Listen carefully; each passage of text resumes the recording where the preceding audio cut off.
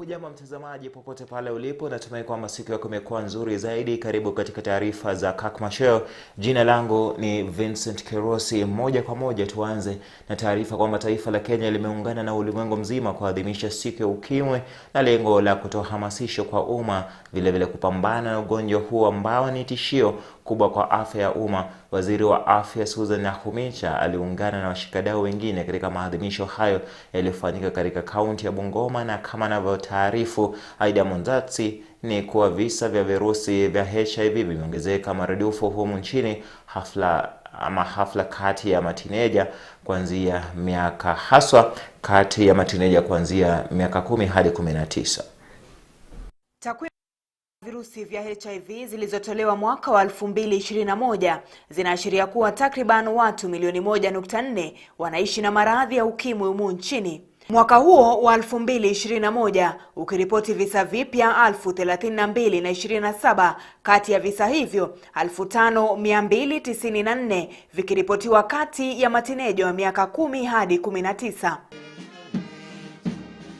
Katika maadhimisho ya siku ya ukimwi duniani, Wizara ya Afya pamoja na washikadau husika wakiashiria kuwa bado virusi hivyo ni sugu na kuwa idadi ya maambukizi bado inaongezeka. This day allows us to reflect on our accomplishments, examine our gaps and grow our resolve to end AIDS as a public health threat in Kenya. Walioko kwenye hatari ya maambukizi wakiwa matineja kutokana na mimba za mapema na dhulma za kijinsia. Vile vile watoto wachanga kutokana na kunyonyeshwa na akina mama walioambukizwa virusi vya ukimwi. Children to be mothers. So we are having a conversation with children on how to protect themselves from HIV and how to protect another child from HIV. Violence among our children negate the gains we make in the health and education sector. They are not only disruptive to an individual but the whole society. Child motherhood has long-lasting severe health consequences for the girls. Takriban watu milioni 1.2 wako kwenye matibabu ya kupunguza makali ya virusi vya ukimwi. Hata hivyo, vifo zaidi vinazidi kuripotiwa, idadi ikiongezeka kutoka vifo 19,486 mwaka wa 2021. Hata ingawa idadi ya maambukizi inaongezeka ikilinganishwa na miaka ya awali, sasa Wakenya wamehamasishwa vilivyo, idadi ya unyanyapaa ikipungua, serikali nayo ikisemekana kupiga hatua katika vita dhidi ya ukimwi. And girls and boys, let me tell you, the cost of P2 is much more than the cost of a condom. And in fact, you can never get P2 for free, but you can get a condom for free. Ikiwa siku hii ya ukimwi duniani imeadhimishwa chini ya kauli mbiu kusawazisha, bado idadi kubwa ya wanaume inaongezeka kwa maambukizi, walio zaidi ya miaka 30 wakiathirika. Go home, the family support is still missing. The other challenge we are having is the new infections among young people. Chief guest, if you look at the people who are getting HIV infections, they actually terminate at around the age of 44. Going downwards. So you have children. But when you examine downwards, you're going to see from the ages of 15 to 29 and 15 to 24 are contributing majority of these infections.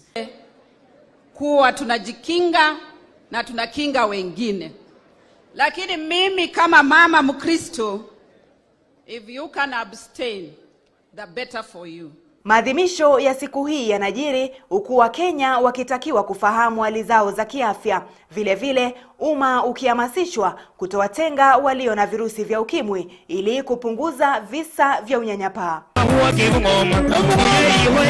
Jina langu ni Aida Monzatsi nikiripotia Kirk Machweo. Takwimu za ushauri na saha kabisa kutoka kwa wale waliowasilisha katika mkutano huo, na ni jukumu lako na langu kuhakikisha kwamba tunazika gonjwa hili ama maradhi haya ya ukimwi katika kaburi la sahau, iwapo wewe na mimi tutafanya kile ambacho kinahitajika kufanyika. Mbali na hapo ni kwamba sasa mtihani wa grade ya 6 hutotumika tena kama kigezo cha mwanafunzi kujiunga na shule awali za upili. Hili ni agizo jipya kutoka kwa Rais William Ruto baada ya kupokea ripoti awali ya jopo maalum ya kuangazia elimu nchini katika ikulu ya Nairobi hii leo. Kwenye ripoti hiyo, aidha jopo hilo limependekeza kuwa gredi za 7, 8 na 9 zisalie katika shule za msingi, kinyume na ilivyokuwa imepangwa hapo awali ambapo wanafunzi wa gredi hizo walikuwa wajiunge na shule za upili. Baada ya kuzunguka na kusikiliza maoni ya Wakenya kote nchini kuhusiana na mtaala wa umilisi yani CBC ndani ya miezi miwili iliyopita, jopo maalum lililoteuliwa na Rais sasa limewasilisha ripoti awali ya utafiti wao. Baada ya kuipokea ripoti hiyo, sasa Rais William Ruto ametoa agizo kwamba wanafunzi wote waliofuzu gredi ya 6 na kujiunga na gredi za 7, 8 na 9 watasalia kwenye shule za msingi na wala sio kujiunga na zile za upili moja kwa moja. Aidha, agizo hilo linaelekeza kwamba mtihani wa kitaifa wa gredi ya 6 hutatumika tena kuwatahini wanafunzi kujiunga na shule za upili, bali utakuwa kama kipimo cha uelewa wa yale wanayofunzwa. Kwenye taarifa kutoka kwa msemaji wa ikulu iliyotumwa kwa vyombo vya habari, Rais aidha amesema kwamba serikali itajenga darasa moja zaidi na mahabara kwa kila shule ya msingi ndani ya mwaka mmoja ujao, japo kwa sasa shule za upili zimetakiwa kushiriki miundo msingi hiyo na wenzao wa shule za msingi. Kubwa pia lilojiri kutoka kwa ripoti hiyo awali ni kwamba serikali itawaajiri walimu wapatao 30,000 kufikia mwezi Januari mwaka kesho ili kukidhi mpito wa wanafunzi na kupunguza uhaba wa walimu unaojiri kote nchini. Katika pitapita za jopo hilo kote nchini, wazazi walisikika wakilalamika kuhusiana na gharama kubwa ya mtaala wa CBC na kutaka serikali kuingilia kati, ila wakisema mtaala huo una uzuri mwingi kuliko mapungufu. Kuna watoto wengi sana wazazi wao hawana uwezo wa kulipia gharama ya chakula cha mchana katika shule. This is our proposal. Grade 7, grade 8, grade 9 should be domiciled in primary schools. If you domicile grade 7, 8 and 9 in primary schools, it will be a matter of continuity. Jopo hilo sasa lina muda hadi mwezi Machi mwaka ujao kuwasilisha ripoti kamilifu kwa Rais. Na mtazamaji, baada ya taarifa hiyo, baada ya ripoti hiyo, bila shaka Rais alikutana kama tulivyosema kwenye taarifa hiyo na jopo kazi hilo, wakawasilisha ripoti, na baada ya hapo akawa na haya ya kusema. To provide for this 100% transition, every primary school should have a secondary school. Even in the 844 system, that would be where we would actually be going. That's where we would be going. Because the reason why we have been having a secondary school, one secondary school for every so many primary schools, is because some numbers fell off, some numbers fell off. But if we are transiting majority, the minimum it should be is that for every primary school, for every 2, you must have a secondary school. We must, to the extent possible, make education cheaper. The moment you move the place where the kids are going to be farther than the primary, you're already making it more expensive. Yeah? And you're already working against the transition. And because the whole concept is to make education affordable. Yeah? Affordable. And the affordability of education, even as we were pushing, is we should have more day schools because day schools are affordable. My own kids go to the government system, the education system that I preside over. If I cannot trust my children with the system that I am presiding over, why should anybody else do? You cannot be a parent in a different system and you pretend to be a leader in a system that you have no faith in, you know. So that's what is pushing this conversation. I'm just a parent here now, having a conversation with you about my daughter's education, you know, and I really want to know where this is going. Na tuachane na haya ya elimu, tuangazie masuala mengine ambapo makamishina wanne wa IEBC Juliana Cherera, Jasa Nyang'aya, Irene Masit na Francis Wanderi hatimaye kubanduliwa ofisini na inawakodolea macho bunge la kitaifa. Tayari kamati ya haki na sheria imependekeza kubuniwa kwa jopo la kuwasaili wanne hao na kutoa uamuzi wao katika pendekezo la JLAC kwenye ripoti ambayo inajadiliwa bungeni jioni hii. Wapo wabunge wataunga mkono ripoti hiyo, basi rais atawasimamisha kazi wanne hao mara moja. Hata hivyo, wabunge wa Azimio wamejitenga na kikao cha leo kwa madai ya kutokuwepo na usawa wa spika na kuzuia kuwasilisha hoja. Wakiongozwa na kiongozi wa walio wachache Opiyo Wandayi, wabunge hao waliondoka bungeni. You don't have the requisite numbers that this house cannot under our watch be turned into a kangaroo institution.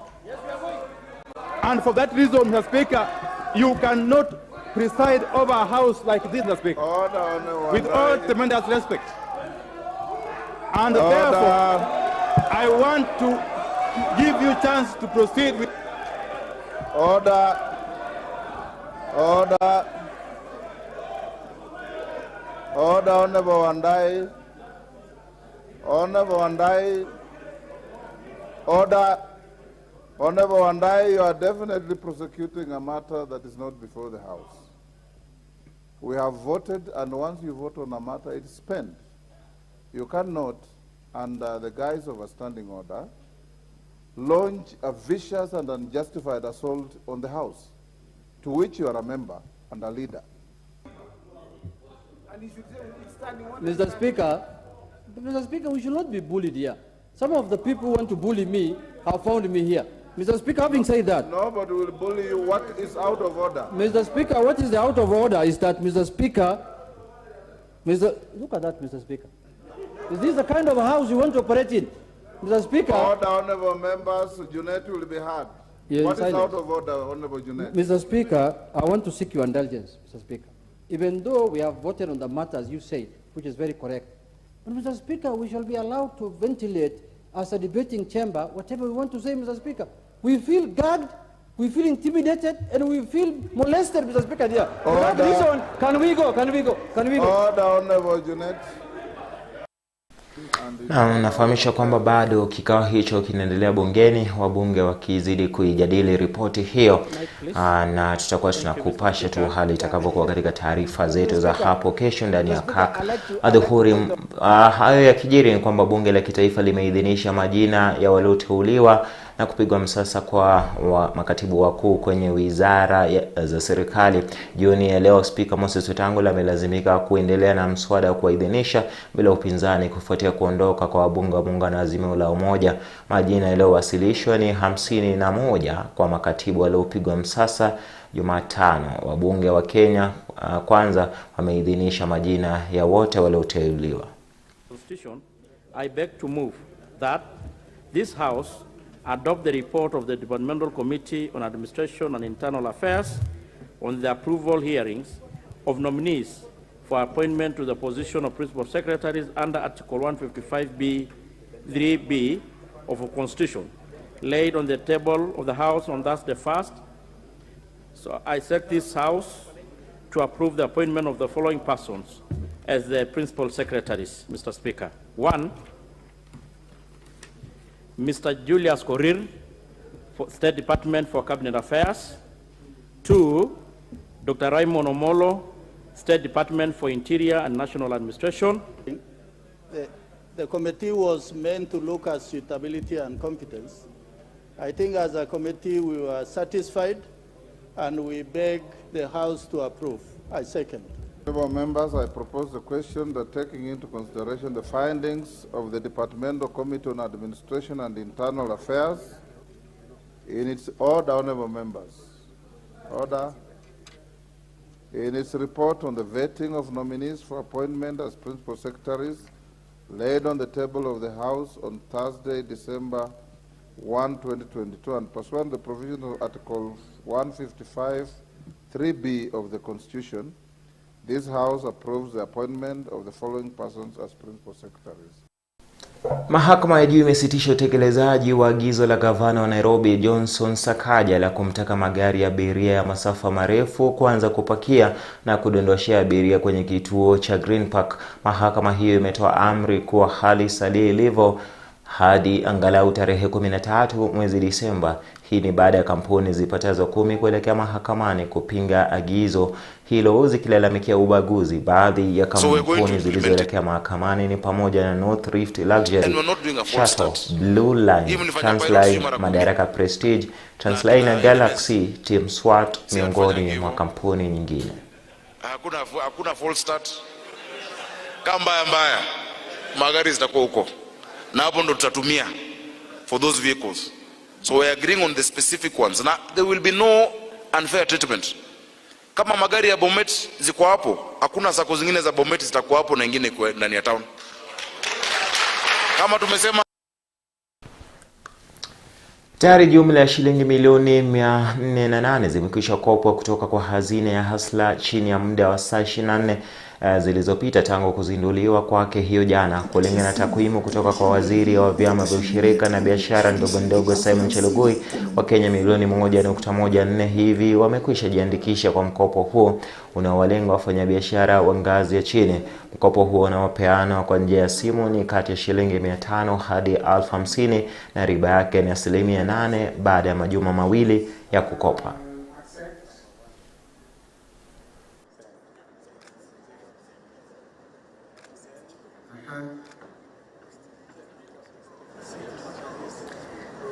Ya bwana Musalia Mudavadi tayari me go through.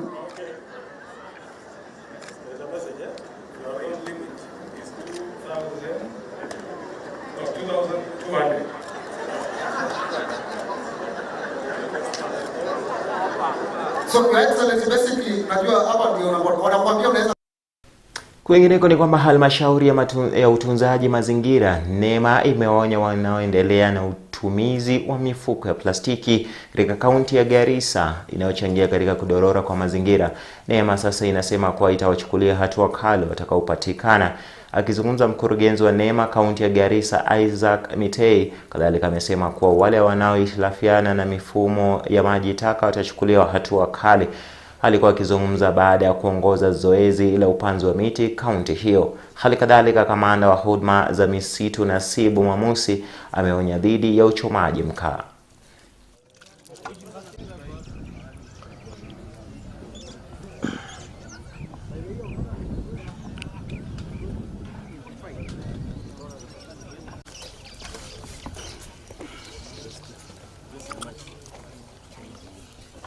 So yangu ni kuwahimiza wakazi wa Garissa County wafuatilie sana kwa makini sheria za mazingira.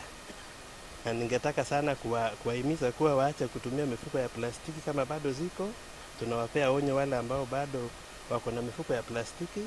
Hizo mifuko zilipigwa marufuku na yote atakayepatikana basi tutakuwa na budi ila tutamchukulia sheria kali, hatua kali za sheria. Pia wale ambao pengine wanaelekeza majitaka katika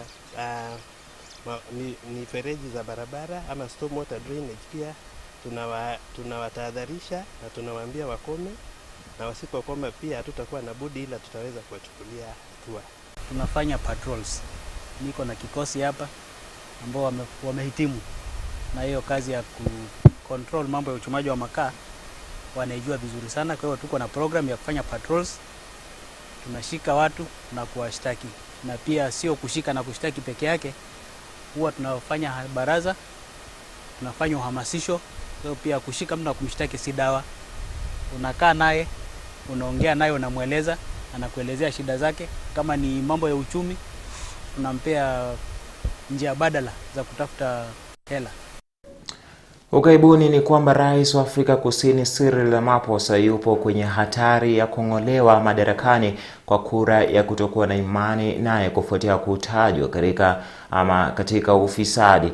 Katika kashfa hiyo, Ramaphosa anashutumiwa kuficha wizi wa shilingi milioni 490.2 kutoka kwa kampuni yake mnamo mwaka 2020. Katika ripoti iliyofichuliwa na jopo huru, Ramaphosa alitambuliwa kutumia vibaya mamlaka yake na huenda alivunja sheria ya kupambana na ufisadi. Japo Ramaphosa amekiri kuwepo kwa wizi, amesema kiasi kilichoibiwa kilikuwa kidogo zaidi kuliko kile kinachodaiwa, akishikilia kwamba hakujaribu kuficha njama hiyo. Matokeo ya jopo hilo yamekabidhiwa bunge ambalo linatazamiwa kuyachunguza na kuamua iwapo litaanzisha mchakato wa kujadiliwa kwa hoja hiyo. Kashifa hiyo inafikia wakati ambapo Ramaphosa amesalia na chini ya mwezi mmoja tu kabla ya kongamano litakaloamua iwapo atawania kwa muhula wa pili na chama chake cha African National Congress ANC mwaka 2024 kuandaliwa.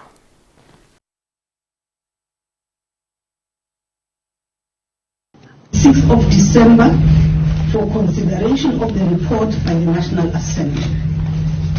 The role of the National Assembly pertaining to this report is articulated in the rules. The House will consider the report, its findings and recommendations, and adopt a resolution through a single majority vote, whether a further action by the House is necessary or not.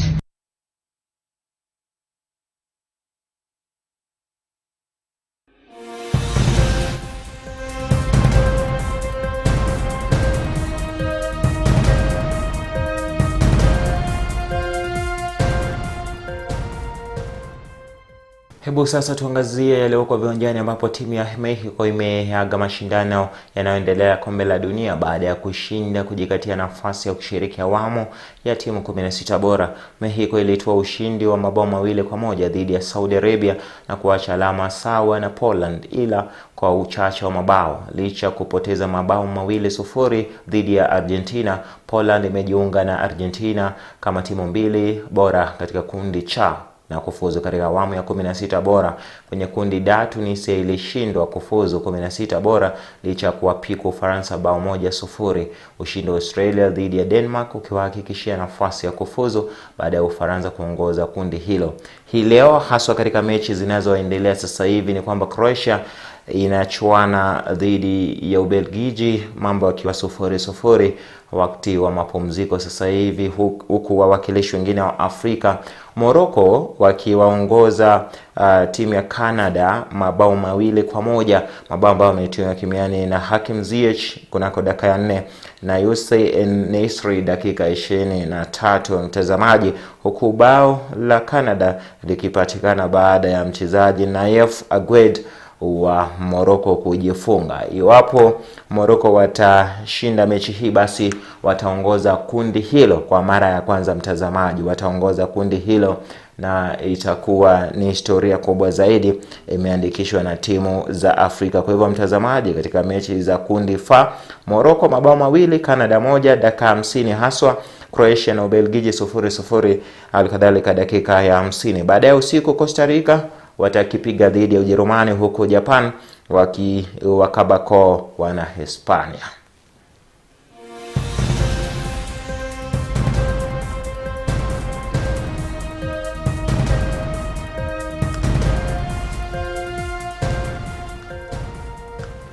Naam, yangu ni ile gema nimekwisha yanywa, nimeyamaliza, chambua kama karanga na kuachana na taarifa hizo tu kuhusiana na raha iliyoje kwamba Morocco wanaongoza mtazamaji. Hebu tufuatilie mechi hizo zitakapokuwa. Taarifa zaidi hapo kesho ndani ya Kaka Dhuhuri, halikadhalika ndani ya Kirk Machweo na mwenzangu Chris Sambo. Kwa sasa nikutakia usiku mwanana, usiku mtulivu. Langu jina Vincent Kerosi, akomela hapo mwenyeji kwa mapafu kwa